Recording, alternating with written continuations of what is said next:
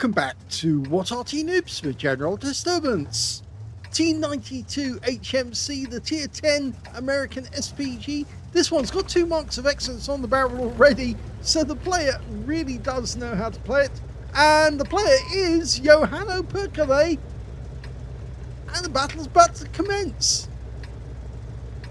Up and the jam. Well, he's got the improved ramming device and a bounty rotation device as well on that one.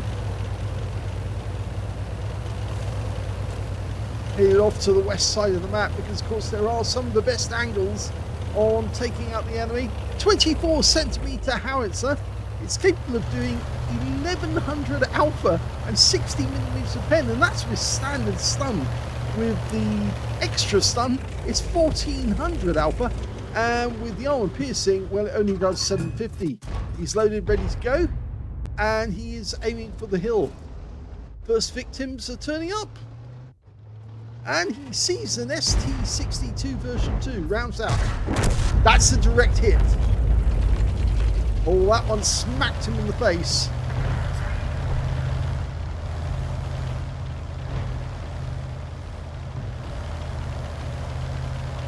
Okay, he's changed position. There are enemy tanks down on the west side of the map, and from here he can get good shots right at them. So he's just lining it up right now. It's got a very long reload, this one. 46.98 by the book. You can see here that Johano's got 38.05. Lining up, rounds out. Direct hit.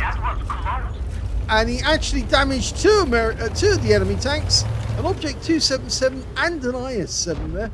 And the IS-7 took 507 hit points. He must have taken the direct hit, and it was the 277 who took the stun assist or the splash damage. And he did get stun assist off that one as well, so it's already a very good result. Now, I do know that Johano is desperately trying to get his Object 260, so he's got a mission. I'm not sure exactly what the mission is at the moment, so a quick look. You'll see no active missions showing, but he just put the shell into the side of a mouse, and he's picked up another 212 of that, and he also got 278 on the IS-7 again. I also like the way he's hugging the rock like that to avoid counter battery. If the enemy's going to try, they're going to miss. The enemy Arty in this game is an Object 261, so he could actually get good shots in this direction, accurate shots. And that mouse is on fire. Okay, who's going to get it then? The IS-7? The IS-7's a one-shot. 60 TP, rounds out. Oh, he got the IS-7, I think. Yes, no, it's the 277 he got. But he did more damage to the IS-7, and the shot hit the 60 TP for 134. Or was it the 306? Difficult to know. He's hitting multiple tanks with each shell. Well, those enemy tanks are now starting to fall.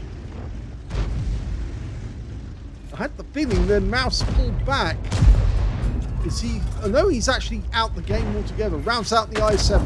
Another direct hit, 350.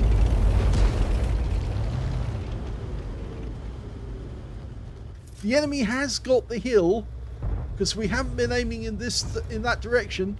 But I think he'd much rather hit the enemy tanks at the end of the heavy alley, because they are now starting to go down. And even though there's enemy tanks up there shooting down at our guys in the field, when they do reveal themselves, they'll get hit. Now he's aiming for the bush, but only because he's got a limited number of shells, he needs to make sure that he gets an accurate hit from each shot. Okay, we've got an STB-1 there, trying to make up his mind which direction he's going in. Rounds out. Oh, it just sailed straight past him. That guy needs to go out and buy a lottery ticket, because that would have gone through the side of the vehicle.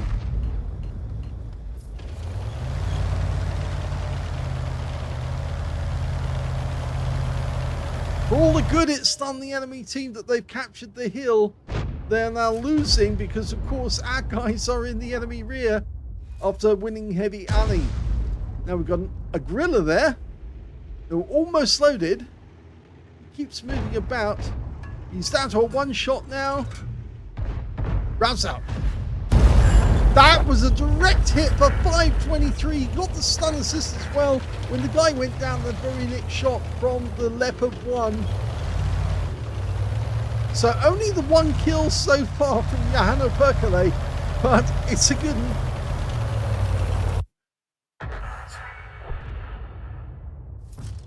In fact, I think the enemy tanks up on the hill are now starting to realise they're in the wrong spot. The Heshbarn suddenly appeared, but he goes down. He made his turret very obvious and everyone saw it. Okay. We were moving about a bit there. That's why the rescuer was jumping a bit. And the STB-1 looks like he's coming back. I wonder if he comes back and takes another hit and then goes down. Well, there's a 907 up there with them. In fact, I think they're going to the gaps to try and stop our guys from coming up the hill. There's only two left on top of the hill, two at the very back of the map, right down in the southeast corner. There's the STB-1. He's obviously going after our teammates. And he actually managed to get the shell fairly close to the STB-1 with that shot. Although it was a very weird one, because of course he was right up against the edge.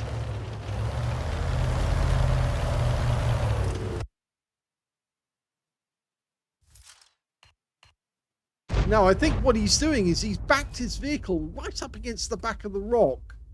And that's why it's causing the problem with the rescue. He's almost loaded. He wants the STB-1, but unfortunately the guy pulls back. He fires in to get the splash. And he gets enough splash to steal the hit points of the Leopard, but he doesn't get the kill off it. And the STB-1's gone down, and that's it. The game's over. It's a victory.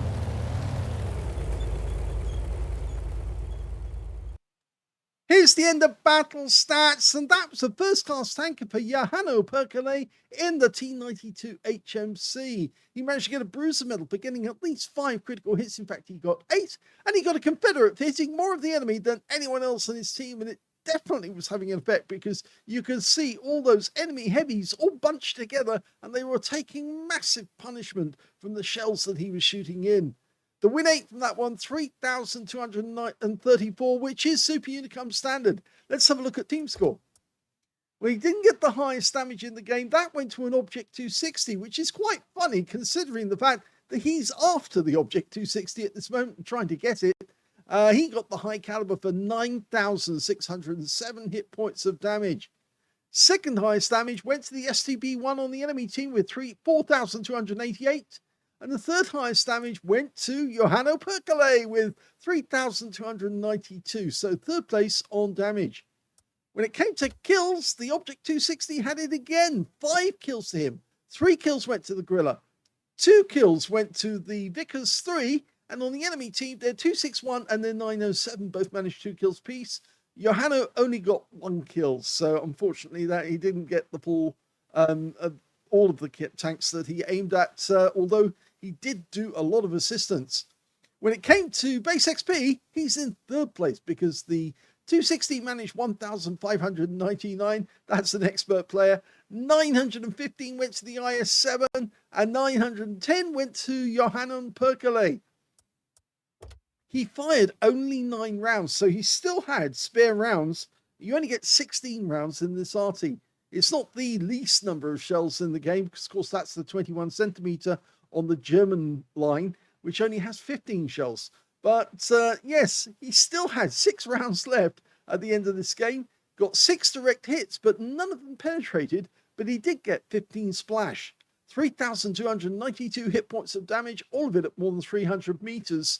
And considering he only fired 9 rounds, to get 15 splashes means that, yes, he was spreading the love around at the end of that heavy tank alley, and it was really having a good effect. 9 enemy vehicles were damaged, 1 was killed. There's the Confederate, 1,825 hit points of stun assist or 14 stuns.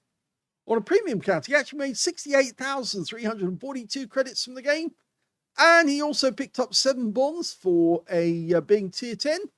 And on top of that, 6,825 experience points, including the Holy Ops as well for 5,460. So a great game, as he says, for doing his Object 260 missions. And I hope he enjoyed that, because obviously he saw that the Object 260 was the high performer in the game, and it is a good tank. So obviously he's going to be very keen to get hold of that as soon as he can.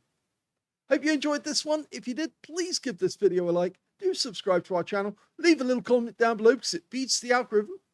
And thank you for watching.